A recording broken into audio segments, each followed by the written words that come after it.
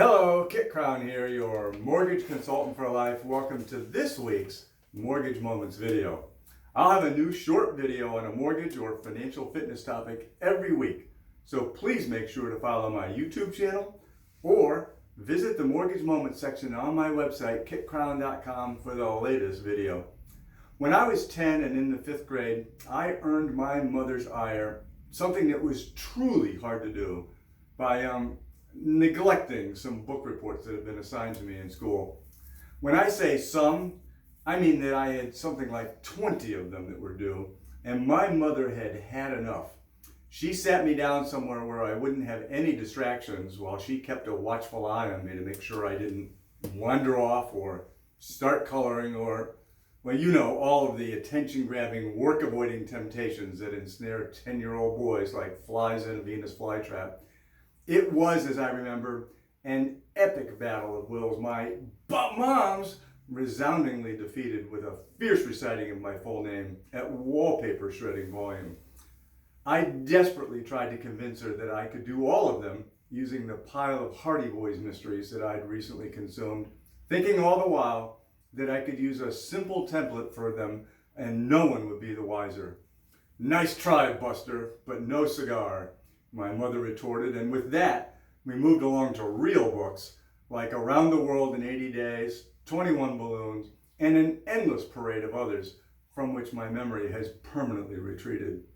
So one would think that I'd gotten my fill of doing book reports, but I have at least one more left in me, and this time I'm greedily relishing the opportunity to take it on. I've read this gem of a book, made to stick, at least 6 times, savoring some new morsel of knowledge with each and every reading.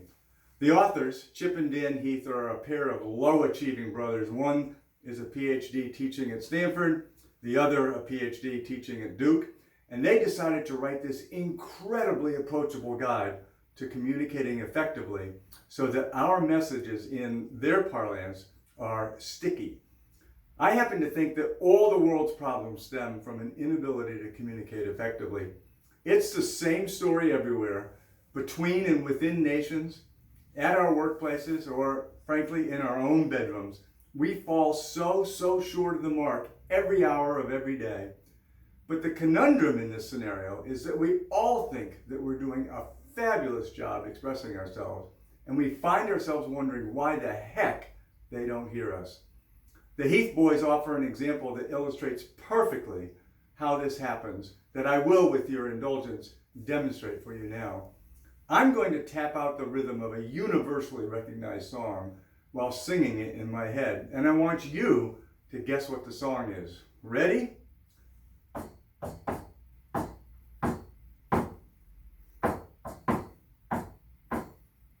And here it is.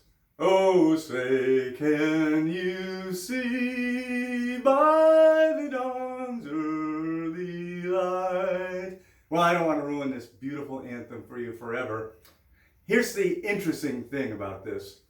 When the experiment was conducted at Stanford University with a large group of listeners and tappers, the tappers predicted that 50% of their audience would know what song they were playing. The actual success rate for the listeners, 2.5%. Not half, but 1 out of every 40 listeners heard the message. You're nodding your heads, I know you are, because you get it. We all do this. We think, why doesn't my significant other understand what I'm saying? Why is my boss such an idiot? Why don't my clients understand this simple idea about mortgages? And there's the reason for this book report. It's not because my mom is watching and I'm trying to finally finish that pile of overdue assignments.